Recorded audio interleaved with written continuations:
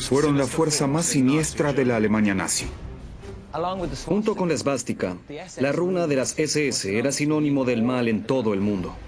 Un culto de mala fama construido para oprimir al Estado. Nunca hubo una organización de ese nivel, tan estructurada y enorme, que se infiltrara en todos los aspectos de la vida. Para construir el imperio de Hitler. Un extraordinario escondite para un villano.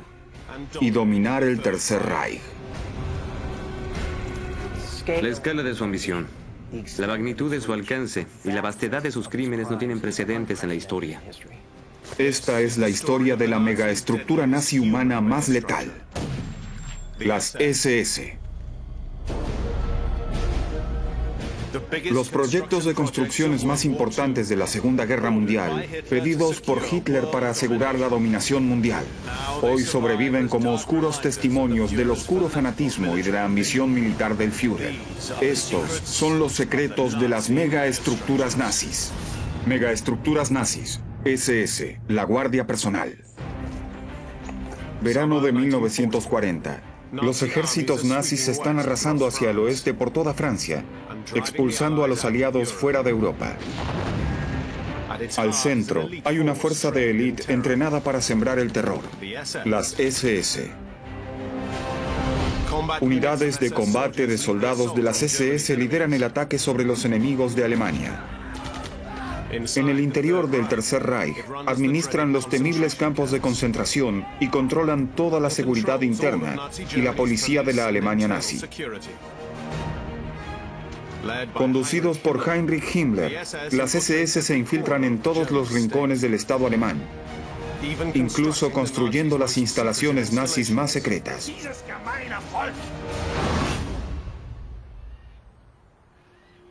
Los restos de la ingeniería de las SS yacen sobre los paisajes europeos aún en nuestros días. El doctor Tony Pollard, arqueólogo militar, está en lo profundo de los bosques de Polonia Occidental, explorando una de las estructuras más grandes construidas por las SS y conocida como Proyecto Gigante. Esto parece una excavación arqueológica. Se parece a una ciudad perdida en la jungla, pero no lo es. Todo está hecho de concreto y acero y los cimientos van muy en profundidad. Hay cámaras y cuartos por debajo. Y la escala del proyecto es monumental. Estaba diseñada para cubrir 35 kilómetros cuadrados. Así que es una construcción extremadamente ambiciosa que nunca fue terminada.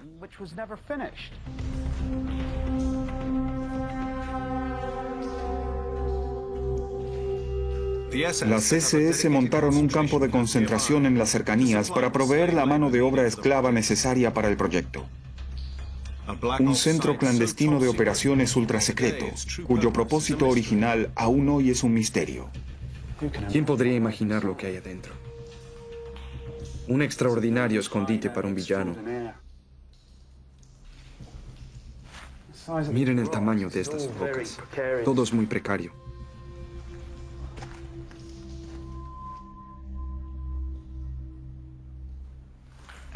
Se sabe que aquí abajo había 8,5 kilómetros de túneles y debe haber otros 8,5 por descubrir.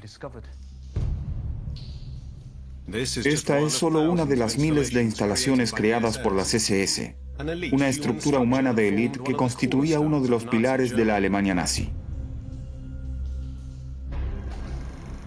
Los orígenes de las SS se remontan a casi 20 años antes, en los comienzos del ascenso de Hitler al poder. 1925. Alemania está en un estado de colapso tras su derrota en la Primera Guerra Mundial. El pueblo está en un estado de agitación extrema. El joven Adolf Hitler lidera un movimiento político ultranacionalista, el Partido Nazi. El desempleo es muy alto, la economía está colapsada, hay hiperinflación, y ese es terreno fértil para la violencia, el vandalismo y toda clase de fenómenos negativos. Ofrecían un canal para descargar tu furia individual. Con el crecer de su apoyo, Hitler se convierte en el blanco de opositores políticos. Crea su propio cuerpo de guardaespaldas para protegerse, llamado Schutzstaffel, o Escuadrón de Protección, conocido simplemente como las SS. Mientras está en el podio, ellos deben asegurarse de que esté a salvo para difundir lo que tiene que difundir. Un decepcionado joven inspirado por Hitler es Heinrich Himmler, un oficinista de 25 años. Himmler acusa a los judíos por la derrota de Alemania en la Primera Guerra Mundial. Está inspirado por el deseo de erradicar a los grupos étnicos no alemanes. Se une a las SS, que ya cuentan casi con 200 miembros, y rápidamente asciende de rango. Él piensa, esto es para mí, aquí puedo ponerme un uniforme y jugar a ser soldado, y puedo hacer algo por los problemas de Alemania. Para 1929 se convierte en su líder, y también en la mano derecha de Hitler. Himmler decide transformar a las SS en una inmensa organización paramilitar, con una lealtad inquebrantable por el Führer.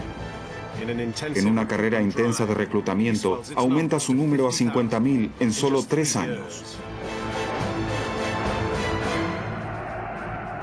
En 1933, Hitler y los nazis toman el control de Alemania.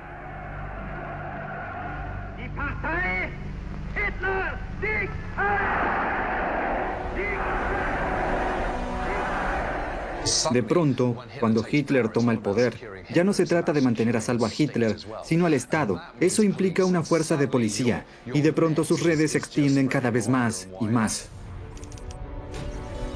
Himmler se convierte en el jefe de policía de Múnich. Mientras su poder aumenta, miles de nuevos reclutas se unen a las SS. La membresía se eleva a casi 200.000, dándole a Himmler el poder para su siguiente paso.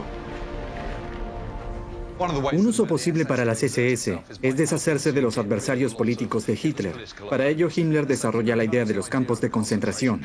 Creando un gran cordón, capturas a tus prisioneros políticos y así los tienes fuera de la sociedad y de tu camino. Ya no son un problema.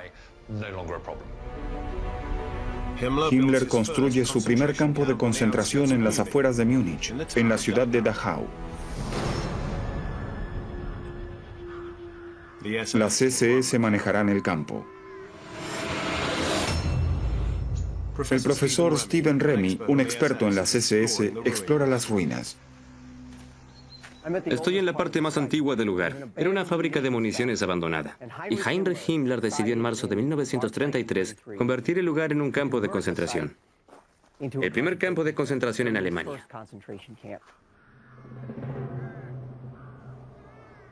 Estos edificios rudimentarios se llenan inicialmente con cerca de 200 personas, todos prisioneros políticos.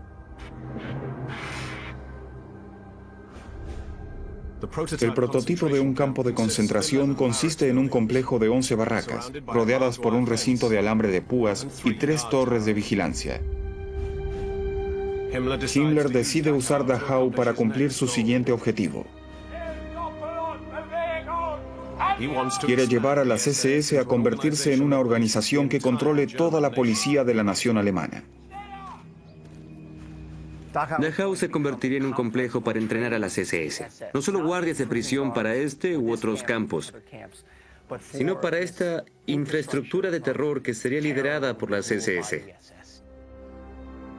Himmler necesita un comandante para el campo que pueda infundir miedo a los prisioneros y además entregarle batallones asesinos de guardias de las SS. Elige al ex soldado y terrorista condenado Theodor Eicke. Theodor Eicke, el primer comandante importante en Dachau, es el hombre a quien Himmler confía el trabajo de preparar el terreno para la reestructuración de la sociedad alemana, usando los campos de concentración como ancla, como base. Himmler ve en él el potencial de alguien que podría crear esta infraestructura del terror. El nuevo régimen de Eicke comienza con las mismas guardias de las SS. Él los llama Totenkopfbande o unidades calavera. Su insignia es una calavera con 2 huesos cruzados. Eicke insiste con que los guardias del campo sean crueles, que la tolerancia significa debilidad. Solo puedo usar hombres recios, determinados a cualquier cosa. Aquí no hay espacio para los débiles. Eike convierte a los hombres de las SS en una maquinaria unificada del terror, con el poder para decidir sobre la vida y la muerte de los reclusos de Dachau. Para 1944, más de 2.000 prisioneros políticos fueron encerrados, y Himmler ve una oportunidad para sacarles provecho. Él se da cuenta de que se trata de hombres físicamente aptos y hombres jóvenes también, que pueden ser utilizados para diferentes propósitos, como por ejemplo, mano de obra. Himmler planea construir más campos y aumentar el número de prisioneros para contar con mano de obra gratuita. Serán forzados a construir el imperio nazi. Ahora Himmler puede acelerar su plan maestro para convertir a las SS en una organización que controla todos los aspectos de la vida alemana.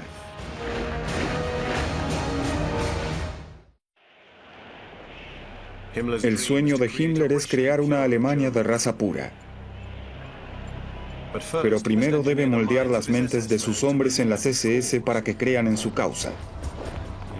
Y concibe una mitología para justificar sus oscuros deseos.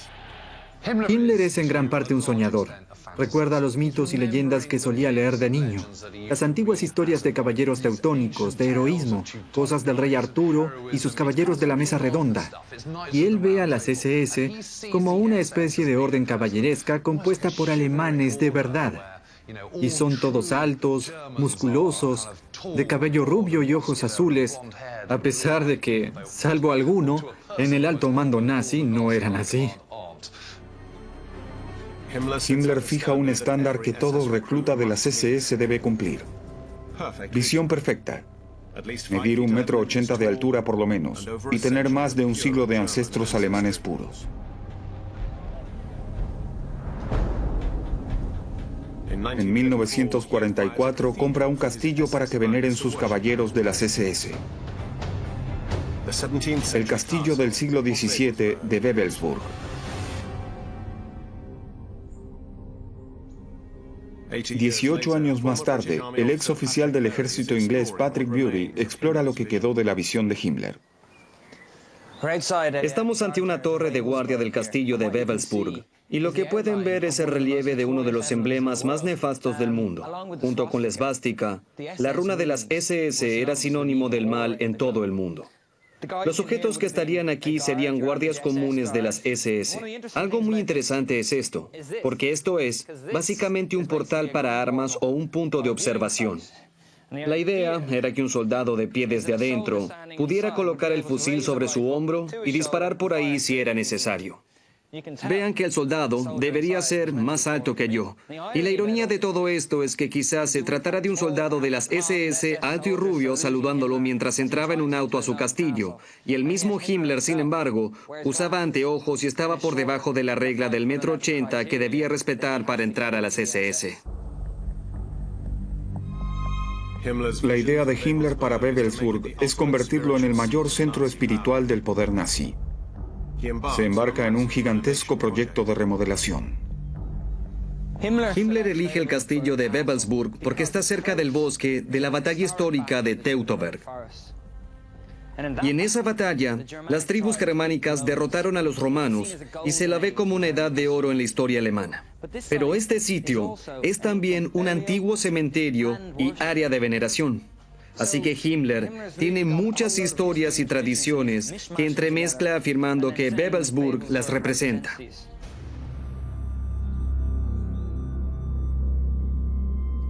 Himmler quiere que el castillo se vea lo más maravilloso posible. Así que este foso en el que estamos lo hace más profundo y amplio.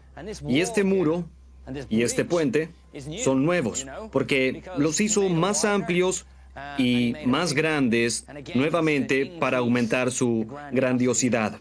Pueden ver que allá arriba hay una gárgola con el año 1934, el año en que restauraron el puente. El punto de fuga del complejo es la bóveda de los líderes supremos. Un salón circular con 12 columnas, representando a Himmler y al grupo de los 12 caballeros de las SS, imitando la leyenda de Arturo. Al centro del piso de mármol hay una decoración basada en el símbolo del sol de la tribu alemana. Cada uno de los 12 rayos apunta hacia una columna. Y alrededor del símbolo Había una gigantesca mesa circular para que Himmler y sus caballeros se sentasen. Bajo tierra, debajo del salón de los líderes supremos, está la cripta misteriosa.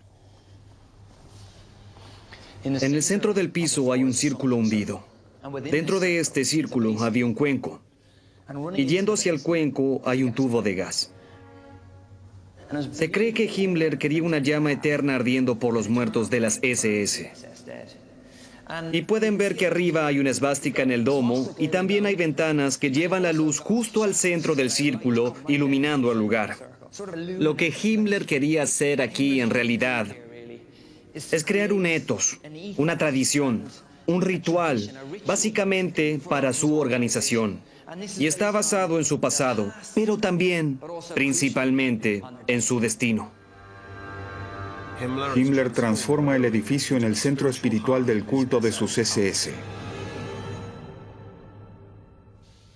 Estas piedras, parecería que hace años que están aquí.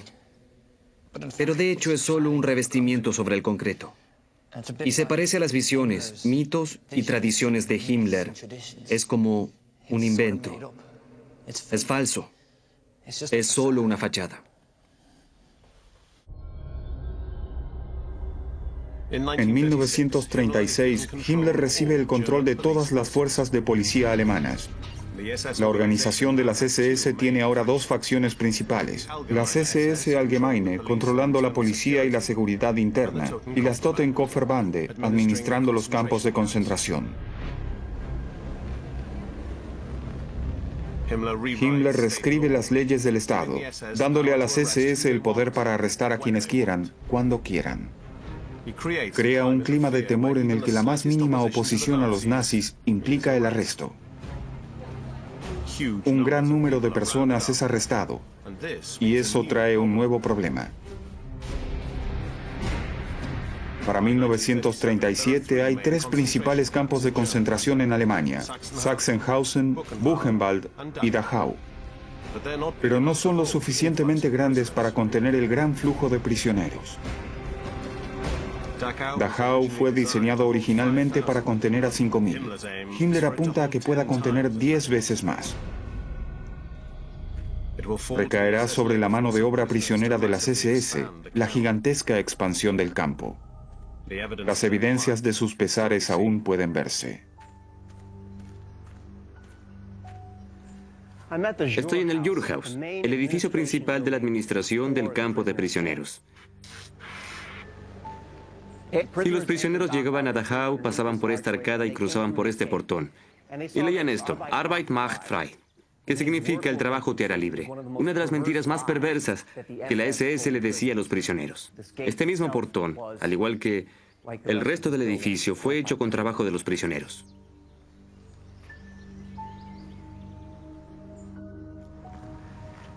Himmler imaginó contener decenas de miles de prisioneros en Dachau y en otros campos de concentración. Estos son los cimientos de las barracas. Cuando las SS reconstruyeron el campo, al final de la guerra había 34 barracas. La escala de este proyecto edilicio en Dachau y en otros campos refleja el tamaño y la ambición de las SS por construir una infraestructura de terror en Alemania y en Europa. Para 1938, las SS han destruido efectivamente a toda la oposición política de Hitler dentro de Alemania. Cientos de miles sirven en sus filas. Seguro en su casa, Hitler anexa a Austria y partes de Checoslovaquia. Las SS se preparan para su más grande desafío, la dominación de Europa. Mientras la Alemania nazi se prepara para la guerra, Himmler quiere a las SS en el centro de la pelea. Planea una facción militar de su máquina, las Waffen-SS. Para el 39 hay casi 250.000 personas en las SS, pero nadie tenía un entrenamiento militar formal. Eran la policía, eran el personal de seguridad, y eso es muy diferente a ser soldado de primera línea. En los preparativos para la guerra inminente, Himmler construyó un centro de entrenamiento militar en la ciudad de Bad Tölz. Parte del edificio aún es reconocible hoy. Esto es Bad Tölz. Y fue aquí donde Himmler eligió construir una escuela para entrenar a la élite político-militar de las SS. Estas dos torres marcan la entrada a la escuela. La escuela está diseñada para entrenar a oficiales de élite, para conducir futuros ejércitos de soldados de las SS. Cuando Himmler crea la escuela, tiene en mente como modelo de base Sandhurst en Inglaterra o West Point en los Estados Unidos. Pero será mucho más que esos dos. Junto con 5 horas de educación política por semana, Bad Tolls se concentra en el entrenamiento militar y en el atletismo. Himmler tenía una extraña fascinación con la aristocracia inglesa, la élite inglesa. Él creía que esa élite dominaba la sociedad inglesa. Y él esperaba que las SS cumplieran una función similar en la Nueva Alemania.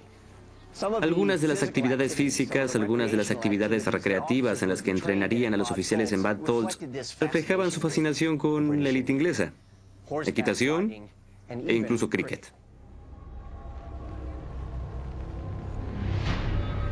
Para inicios de 1939, Bad Tolls genera cientos de oficiales de las Waffen-SS por año. La estructura de las SS de Himmler ahora tiene 3 partes.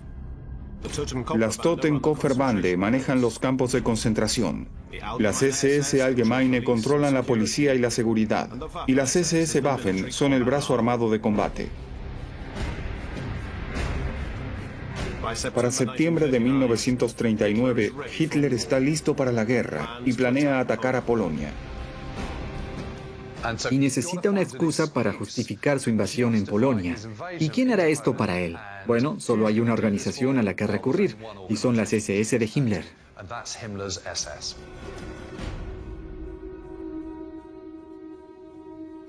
Himmler crea un plan para una operación encubierta de las SS.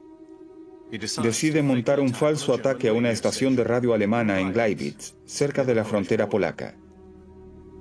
Lo que Himmler y sus SS sugieren es una operación completamente cínica en la que hombres de la SS, disfrazados de soldados polacos, parodian un ataque a la estación de radio de Gleiwitz, y así pueden justificarse y decir, miren, nosotros no lo empezamos, fueron los polacos.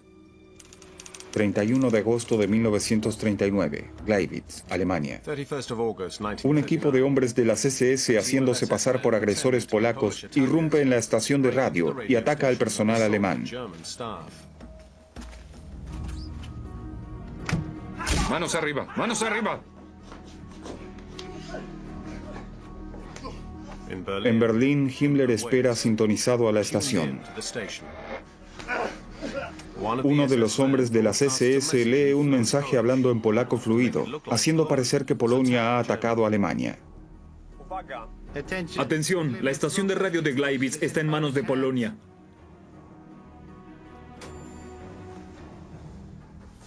Mi Führer, está hecho. Lo increíble es que a los pocos minutos de este ataque falso a la radio de Gleiwitz, después de golpear a un par de personas, las SS se las ingeniaron para crear la excusa perfecta que Hitler estaba buscando. Y al día siguiente da un mensaje por radio y dice, miren lo que han hecho estos polacos, ¿no es terrible? Bueno, yo debo defender a mi pueblo. Lo que nos muestra Gleiwitz es que las SS ahora son no solo un arma política, sino también un arma marcial, para usarse en la guerra que se avecina. Gracias a las SS, Hitler invade Polonia. La Segunda Guerra Mundial ha comenzado y las SS están a punto de exportar su reino del terror por toda Europa.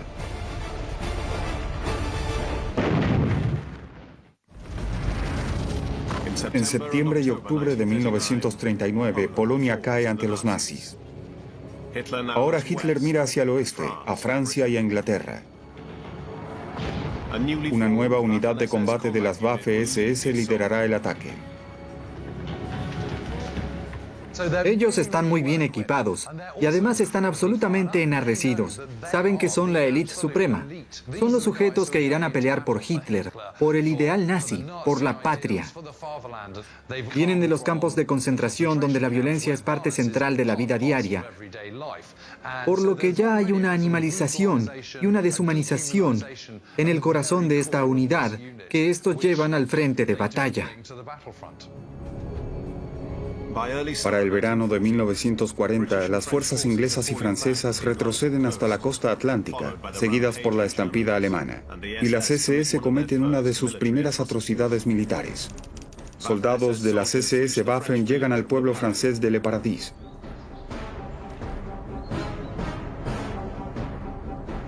Se acercan a una unidad inglesa, aislada en una granja. ¡Fuego! Soldados de las SS camuflados comienzan su ataque. ¡Fuego!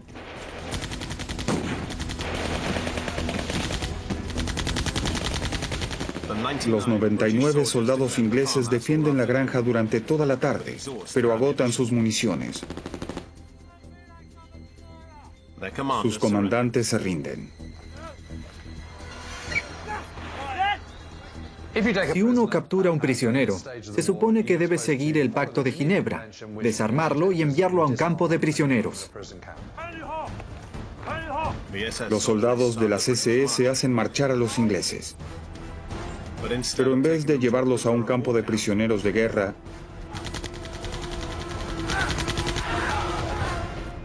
los masacraron.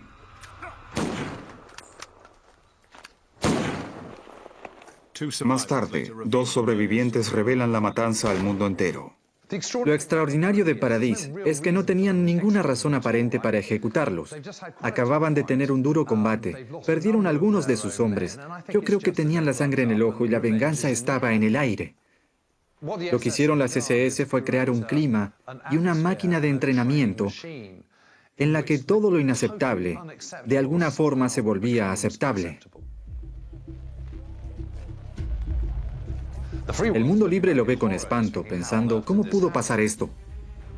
En 1941, Hitler pone su mira en Rusia.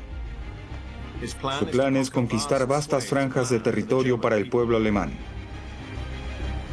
Será tarea de Himmler barrer con millones de eslavos, romaníes y judíos que allí viven. Mientras se avecina la invasión a Rusia, convoca a una importante reunión en el castillo de Wewelsburg. Himmler reúne a sus líderes de las SS y les instruye sobre el exterminio de las razas del Este. Uno de los presentes graba las palabras escalofriantes de Himmler. Caballeros, es una cuestión de supremacía. Por lo tanto, será una batalla racial, severa y despiadada, en la que entre 20 y 30 millones de eslavos y judíos perecerán mediante las acciones militares y la escasez de provisiones.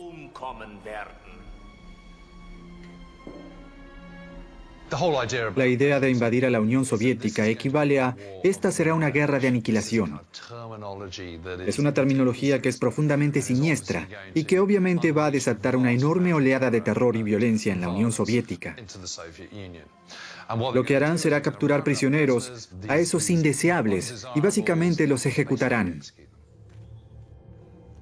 Finalmente, las SS decidirán enviar a millones a los campos de concentración. Esto le presenta a las SS un enorme desafío logístico. El desafío es mover enormes cantidades de personas a través de grandes distancias en medio de la guerra. La solución es la red de ferrocarriles preexistente.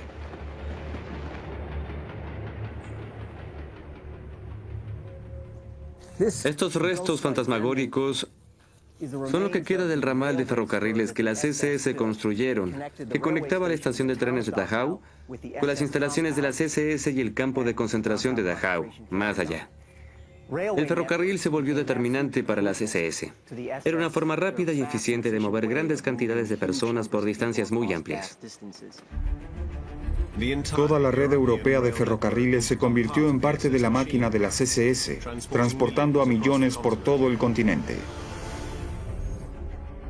Las SS ahora están listas para lanzar la operación más grande y terrorífica que intentó Himmler.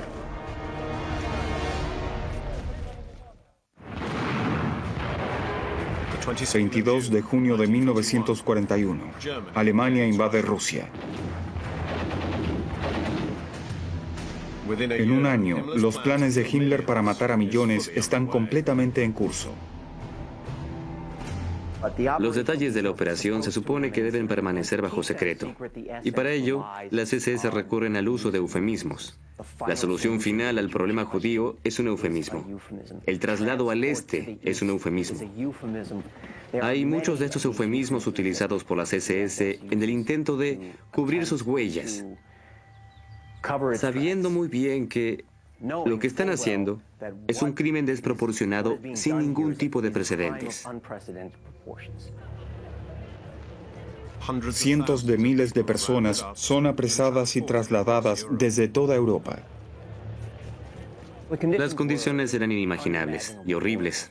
Los nazis transformaron los vagones de ganado para transportar personas. Estaban sobrepoblados. En verano el calor era agobiante y en invierno se congelaban de frío. A menudo el transporte debía detenerse en medio de la nada, a veces por días. Y un número desconocido de personas murió durante esos traslados. Los que sobrevivían al traslado llegaban a un nuevo infierno. Decenas de inmensos campos de las SS. Muchos de esos campos ya no eran solo campos de concentración, donde podía haber prisioneros que ellos podrían utilizar como braseros. Básicamente eran campos de muerte, de exterminio, en los que los mantenían con el único propósito de eliminarlos. Las cámaras de gas son el sistema favorito de ejecución masiva en muchos campos, pero en Dachau se usan pelotones de fusilamiento. A unos kilómetros de Dachau, las SS construyeron un campo de tiro en el bosque. Estos pilares marcaban la entrada al campo. Y aquí, estos hoyos sostenían heces negras, con forma de relámpagos, el símbolo inconfundible de las SS. En 1941 y 42, las SS llevaron a cabo una enorme operación de exterminio aquí mismo. Este muro aún muestra las marcas de los blancos de práctica de las SS. Cerca de 4.000 prisioneros de guerra soviéticos fueron traídos al campo de tiro y fueron ejecutados aquí, sistemáticamente, por las SS.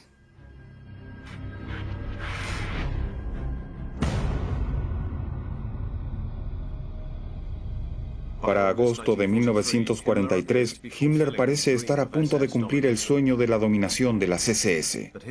Pero su enfermiza falta de consideración por la vida humana es evidente en las cartas que le enviaba a su mujer. En los próximos días estaré en Lublin, Auschwitz y Lvov.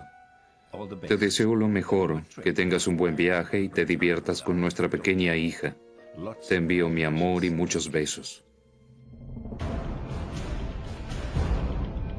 Las SS de Himmler tienen sus propias unidades militares, campos de concentración y fuerzas de policía.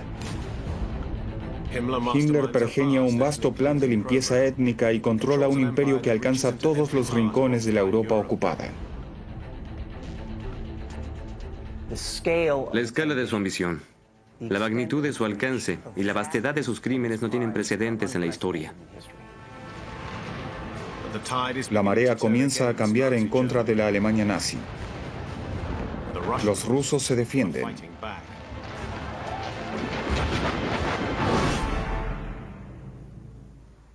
Para defender el Tercer Reich, Hitler ordena la construcción de una decena de gigantescas bases subterráneas, construidas por la mano de obra esclava de las SS. Uno de los proyectos más grandes y misteriosos. Su nombre en clave, Gigante, aún puede verse en la Polonia actual. El doctor Tony Pollard investiga sus restos.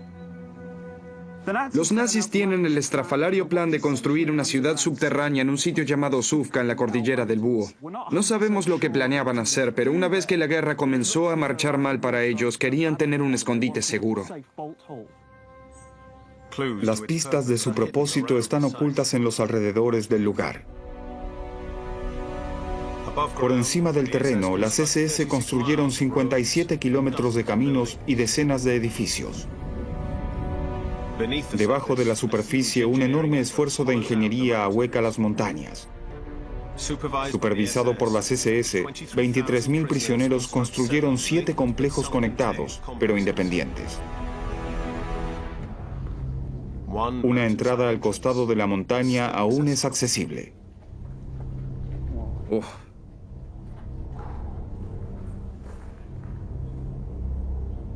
En cuanto uno entra, la temperatura aquí es muy baja, está helado. Un laberinto de túneles conduce desde la superficie hasta casi 50 metros por debajo de la montaña.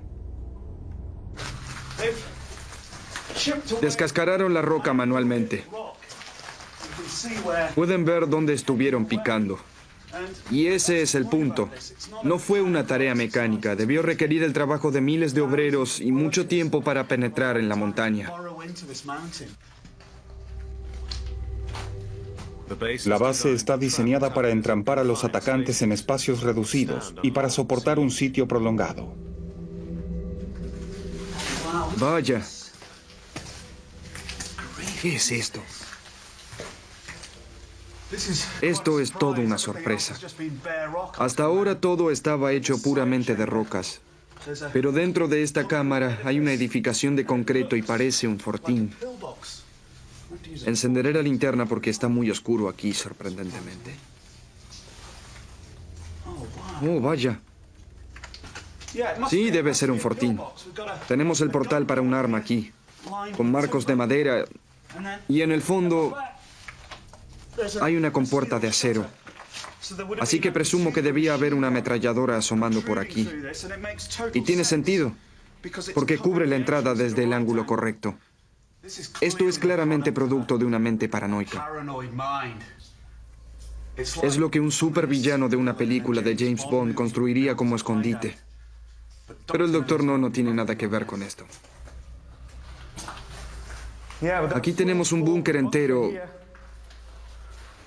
La bodega para las municiones por ahí. Vaya. Miren esto. Placas de blindaje de alta resistencia. Así que habría una ametralladora aquí.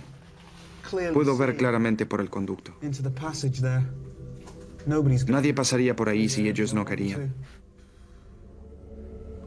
Los nazis tenían una idea muy extraña de cómo se vería el futuro. Solo en balsa se puede acceder a gran parte de la ciudadela. Esto no puede ser.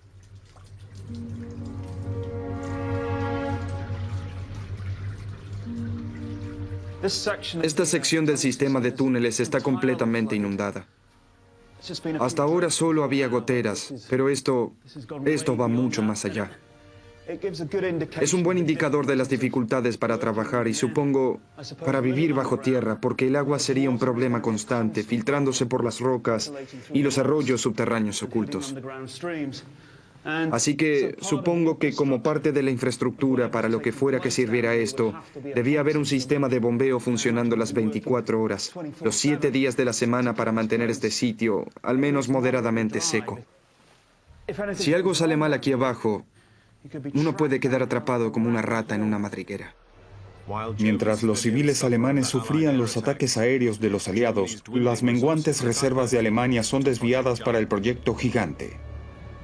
Se utilizan 500.000 de toneladas de concreto. Solo su tamaño sugiere algunas de las teorías más probables sobre su uso. Fábricas de armas y un cuartel general para Hitler, Himmler y las SS. Lo que él buscaba aquí es extender la vida del Reich. De hecho, hacerlo inmortal. Y al hacer eso, inmortalizarse a sí mismo.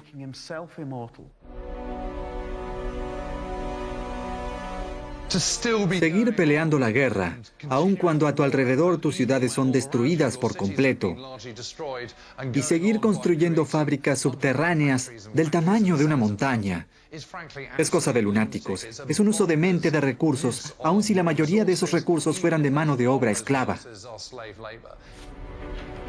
Para el verano de 1944, la terminación del complejo se estima para un año más tarde.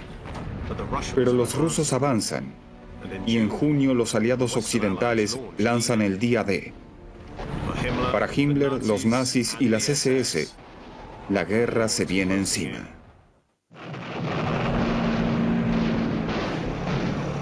Mientras el Ejército Rojo atraviesa Polonia a fines de 1944, el Tercer Reich se encoge y la estructura de las SS de Himmler corre el riesgo de ser desbaratada.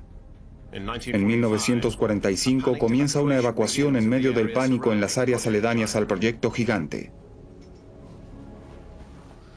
Oh, ¿qué es esto? ¿Qué es esto? Vaya, miren eso.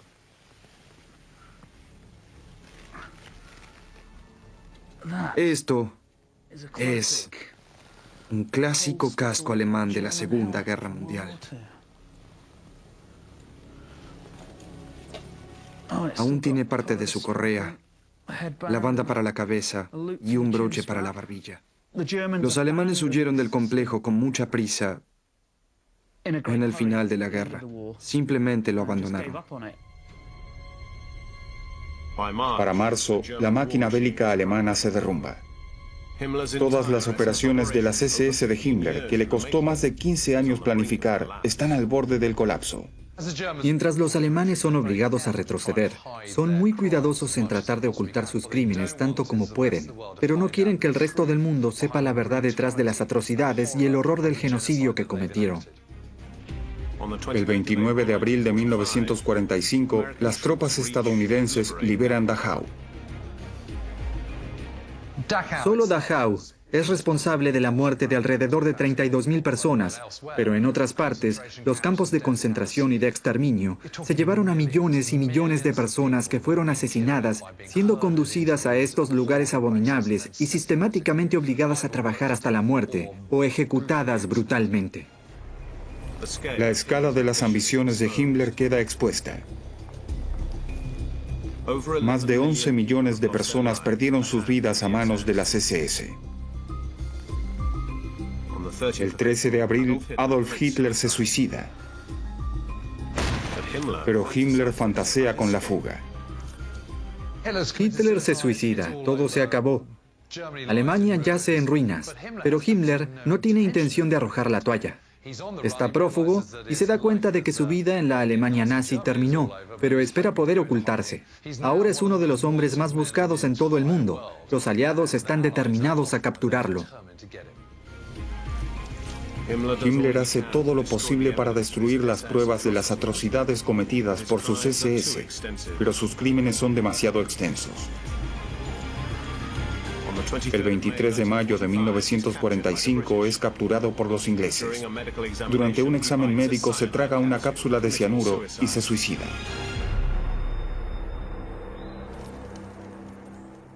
Las SS mueren con él. Al final de la guerra, esta enorme estructura, que fue una parte fundamental del Tercer Reich, que se infiltró en casi todos los aspectos de la maquinaria de guerra nazi, de pronto implota. Casi de la noche a la mañana, las SS, esa estructura enorme, dejan de existir. División de Crímenes de Guerra. Miles de SS son juzgados por toda Europa. En Dachau, un único tribunal militar especial estadounidense sentencia a muerte a 420 de ellos. Los sentencian a ser colgados hasta morir. Las SS son declaradas una organización criminal. Debían ser el ejemplo de la pureza y del poderío del Tercer Reich. Pero en la realidad se convirtieron en el símbolo perverso del mal que fue la Alemania nazi de Hitler. El espantoso legado de las SS de Himmler se erige como un monumento de los horrores del nazismo.